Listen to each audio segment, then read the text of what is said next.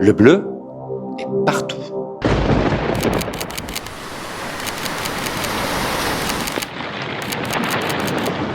Au Forum Grimaldi de Monaco, le bleu se mêle aux autres couleurs du cercle chromatique dans une expo composée à partir des trésors du Centre Pompidou. Et voilà pourquoi, selon moi, le bleu est fondamental. Après des siècles de relations christiques avec le manteau de la Vierge, des artistes au 19e siècle libèrent enfin le bleu de ses obligations pour en faire la couleur de l'exploration de l'invisible et de l'inconnu. L'allemand Novalis invente l'expression être fleur bleue en publiant l'histoire d'une quête de sens.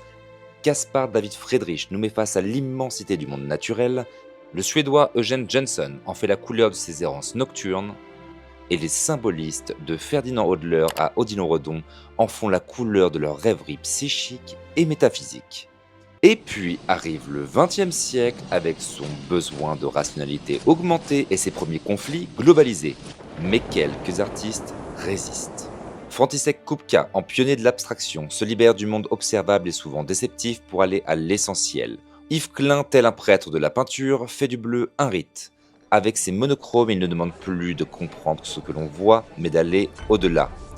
Et René Magritte, qui s'émancipe de la rationalité et des normes en s'emparant du rêve pour composer un espace familier.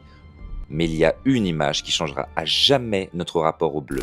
Cette photo prise par l'astronaute William Anders au bord de la navette Apollo 8 en 1968. Une image qui montre que bien que le bleu soit souvent lié au mystère et à l'inconnu, il suffit de nous poser un instant et de regarder autour de nous pour réaliser que le bleu est avant tout la couleur de notre maison. Qu'est-ce que c'est beau Kupka quand même, hein. Pardon, je m'égare. Si vous passez par la région cet été, je vous donne évidemment rendez-vous au Forum Grimaldi avant le 31 août.